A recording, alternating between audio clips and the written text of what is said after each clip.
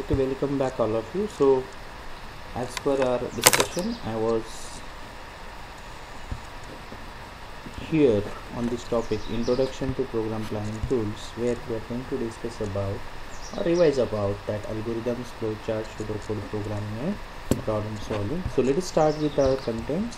Let me take you there for this particular one in our unit number 1 about programming concepts and algorithms, flowchart.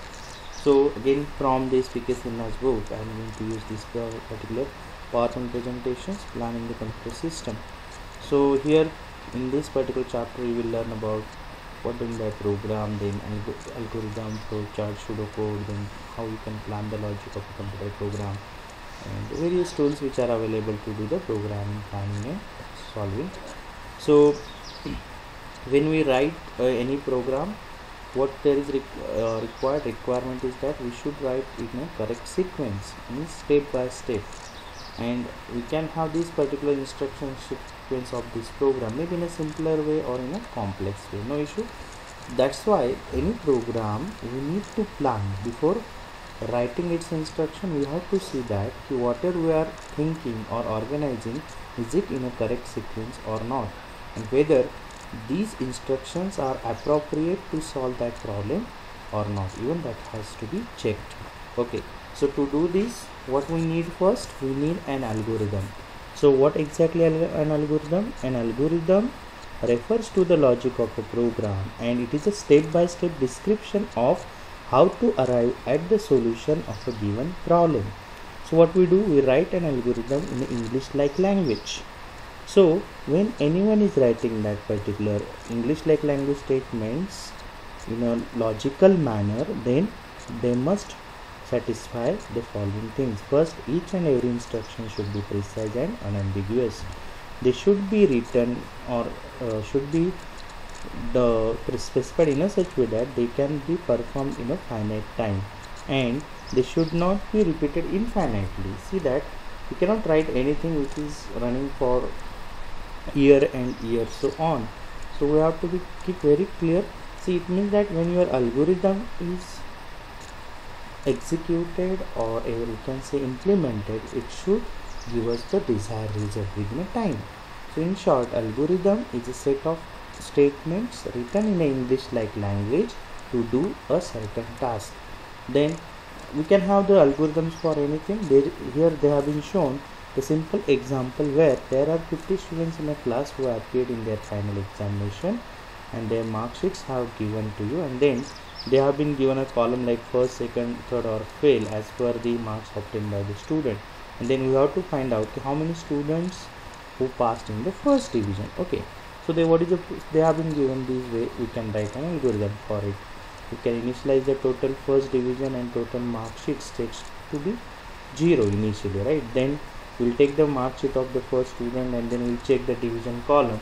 We'll see that whether the student got first class or not. If it is not, then we will go to the directly to add total mark sheets are checked. Otherwise, we'll add one student under that total first division. Like this, we'll do it for how many students? 50. Then if it is not done, again we'll go back to the step 2 from step 6, and we'll repeat the step 3, 4 and 5 continuously until and unless total mark sheet checked count is becoming 50. And then finally what we are doing, we are just printing our total first division students, and we are stopping. See that like this, we may have any example. For that you need to write an algorithm in examination 2. So these are the certain examples they have been given. See that when we are writing an algorithm, there are various ways in which we can represent this algorithm as a program, as a flowchart, as a pseudocode. But what is the usual practice in good programming? First we write an algorithm, then we will prepare its flowchart, and based on the flowchart we implement or write a program. So algorithm, flowchart, program. This is the correct sequence or correct way of representing our algorithm. See that when an algorithm is presented in the form of programming language, it becomes a program. So any program is an algorithm. Okay, it can be, but reverse cannot be true, right? See, then next component after the algorithm we studied, it was flowchart. So what exactly flowchart? It is simply a pictorial representation of an algorithm. To do that, we use various symbols that have the standard meaning to denote the different types of instructions. Okay, so these instructions, what we do, we actually write them within a box. That boxes are connected to each other by the connectors to show the exact sequence in which the instructions are going to execute, right? So process of drawing a flow chart for an algorithm is known as what? Flow charting. So we have been studied this in depth. So these were the basic flowchart symbols. Okay, terminal symbol we are using to show the start and stop in an algorithm. Input output to show that what are the inputs and inputs are to your program and outputs you are getting through your this particular program. Processing with the help of rectangle. Decision box is also known as a diamond box to have certain decision statements to be written in that. Then flow lines are also known as what? Your transitions to show the flow from one step to another step like this to show the entire sequence. And connectors, we know that they are used to connect your two different parts of your flowchart. If first part is drawn on the first page and if you want to continue on the second page, we are using that particular connectors that we have been studied in a class. Okay, so this is the example of your decision symbol. First one shows you a two-way branch decision where based on the condition either you will get the true result or false result, and then according to result you will move, if it is true you will move to the true transition or yes transition. If it is false or no, you will move to your no transition. Whatever the things are next will be executed. A three-way branch decision where you will have the, based on test expression or condition, you will move for three different possibilities. In the first case, here we are comparing A and B. If A equal to B, we will go for this one. If A is greater than B, we will follow this right side transition, and if A is less than B, we will go for left side. In this way also we can use that decision symbol. Even a multi-way branch decision symbol can be used based on what? In test condition, what exactly your choice, mainly with switch statement. This kind of execution happens. If your choice is 0, you will execute 0th flow. If it is 1, you will go for 1. In this way you can have your multi-way branch decision symbol. So we can draw the simple flow charts with the help of these particular symbols, and in class also you have done lot of practice with this. So here a simple flow chart is shown to do the percentage calculation of the symbol. See what exactly the symbols are used, and in examination also it is expected you should follow such kind of symbols very seriously. In this way we have been shown start, then we are reading the input. See again we are routing the output or displaying the output, we are calculating the marks. So it is a process, so shown with rectangle. Then percentage calculation is also process, so shown with rectangle, and then output we are getting, so that is shown with this parallelogram symbol, and then we are stopping. See all the steps to be connected properly with these transition symbols. So we are expecting from you, you will draw the correct and precise flowcharts in your answer sheets too. So there are the various flowcharts are given here for your help. You can go through these contents and you can have more details. This one is shown that though the program is started, but it is in execution for total number of students, where you can apply the decision box and you can check how exactly it happens. Okay, so just have the practice of the sample flowchart for your understanding. Okay, see then this way that various flowcharts are shown. Okay, no need to go in this depth right now, that is your macro and micro. Better way, keep it simple but understandable one. So when you are flowcharting, see you have to be very careful. You can read these particular rules. These are the major advantages we are getting because of the flowchart: better communication, proper program documentation, efficient coding can be done through this one. In systematic debugging and testing is possible if your flowchart is correct.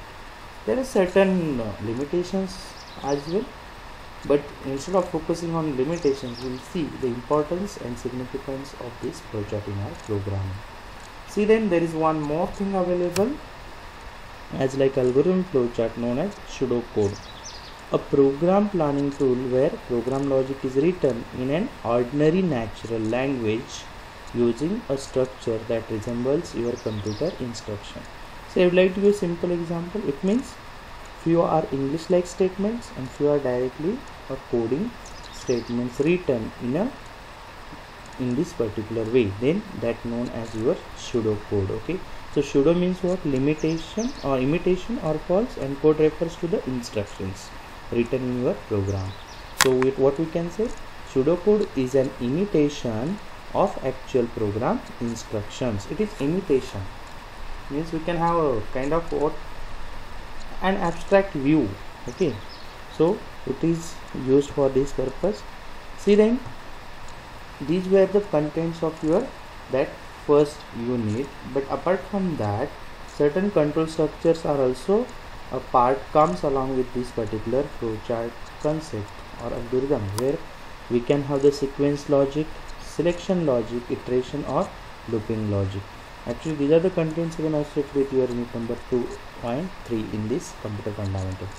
See, we can have the program structures by using any one of these three logic structures. It may be your sequence logic, selection logic or iteration or looping logic. That's why this kind of programming is known as structured programming. Your C language is also structured programming.